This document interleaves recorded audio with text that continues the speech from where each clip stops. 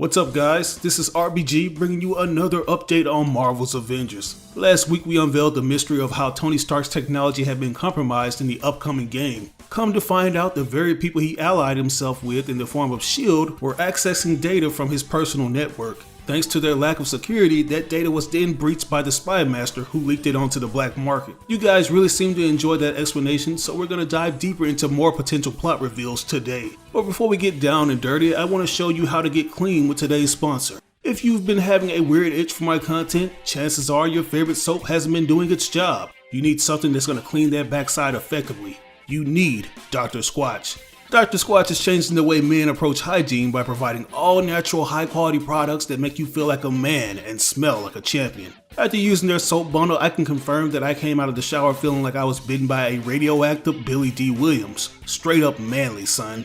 One of my favorite soap bars to use is the pine tar. It uses all natural ingredients that are cold processed right into the bar, unlike those other mass-produced soaps that utilize chemicals found in detergents. If you don't believe me, go to their site and see for yourself. It's very easy to navigate and all the other awesome products are there for you to choose. But if you want to make it even more easy, you can click on my link below to get 30% off of Dr. Squatch's top seller pack, plus free shipping. It includes my favorite pine tar, cedar citrus, gold moss, and their soap saver. And if you weren't satisfied with those, there are even more bundles than that you can choose from. You have nothing to lose but that nasty itch. So go ahead and accept this offer by clicking the link below. But as we were saying guys, the comics have been doing an awesome job at shedding light on things the developers have been avoiding to answer for us. And if we're going to be honest, it seems like they've been hesitant to reveal more details because they want us to buy these comics. Marvel Entertainment obviously has a specific marketing strategy for this game, and they're doing everything they can to hold us over until it's released worldwide.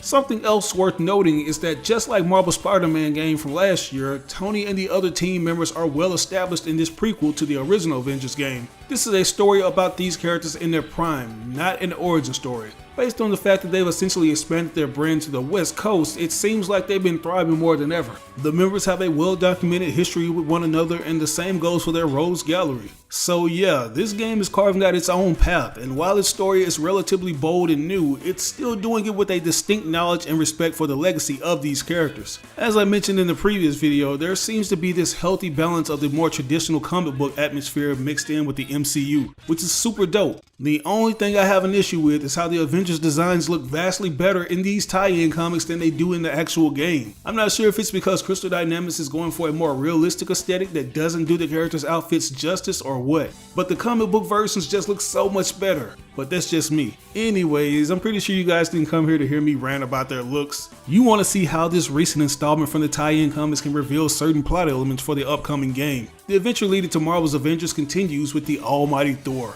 It begins with him aiding Tony Stark, aka Iron Man, with his latest experiment, a portal device that will allow the Avengers to assemble anywhere and anytime at a moment's notice. But this project requires a lot of power to get it going, so Tony and Bruce encourage Thor to hit it with everything he's got with the lightning from his hammer. Unfortunately, the tune-up proves to be too much for the device and it explodes, causing the Avengers members to bicker back and forth on whose fault it was. Something that seems to be a reoccurring theme in these stories is how the group seems to have lost their groove when it comes to their cohesion. They're just not getting along at all. But anyways, while Tony and Bruce are busy arguing over the cause of the portal's malfunction, Thor offers to teleport the team using Bifrost via the Rainbow Bridge. But Tony brings up a valid point. It's good that they have some good old Asgardian magic at their fingertips, but that's not always going to be there at their leisure if Thor is not always around. They'll need a more convenient means of transportation to ensure the Earth's safety. And to that, Bruce responds to Tony saying that he always wants to make things quote-unquote convenient. As the two continue their pissing contest, Thor gazes in confusion.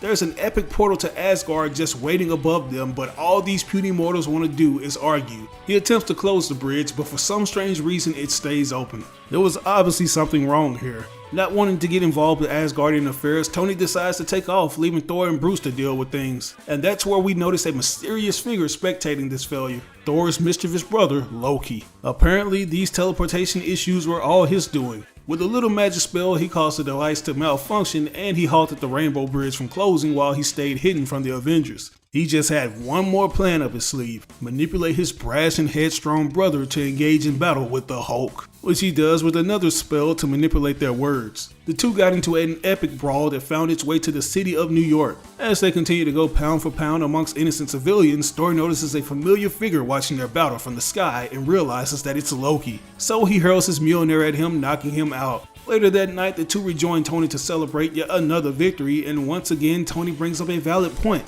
They may have thwarted Loki's plan, but their little scuffle cost them millions of dollars in property damage. But Thor just shrugs it off and convinces Tony and Bruce to join him in a drink to celebrate their big W. And that's where this issue ends. Now, if you're thinking like me, you're probably saying to yourself that this battle between Thor and Hulk will undoubtedly have major ramifications later on in Marvel's Avengers. I feel like it's going to be very similar to the MCU, where the Avengers' reputation is going to suffer because of the collateral damage they caused. As we all saw in the trailer, this is what got them outlawed by San Francisco. It's also worth mentioning that the main antagonist, known as AIM, capitalized off the big A-Day tragedy and took control of the city after rebuilding it 5 years later, which further confirms that they were the ones who issued the bill to outlaw superheroes. It's like they've been playing this well thought out game of chess to ultimately destroy the Avengers. Besides the team's reputation being sullied, there's something else I think we should look at: the Stark Portal. The biggest chink in Iron Man's armor seems to be that almost all of his enemies have access to his tech. That's obviously going to be one of the plot devices in the game's story campaign, and something's telling me that this portal he's been working on may have already become a weapon that's going to be used against him. If you go back to the Pym Particles trailer that was shown during the reveal at E3, you'll notice that there are these giant spider mechs that are essentially teleporting out of thin air, and it looks like they're going to be invading the Avengers' secret base of operations.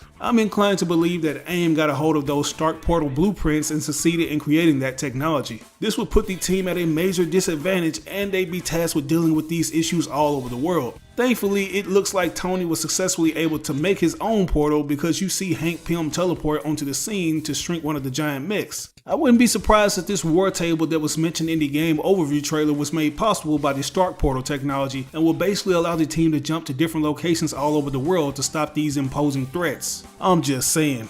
But anyways guys, that's going to wrap up this video for today. I hope you enjoyed this little recap and theory I have regarding Stark Portals. I'm convinced that we'll be hearing about this in the actual story campaign section of Marvel's Avengers, along with the incidents that happened in these comics, so be on the lookout for that. But what do you think about all of this?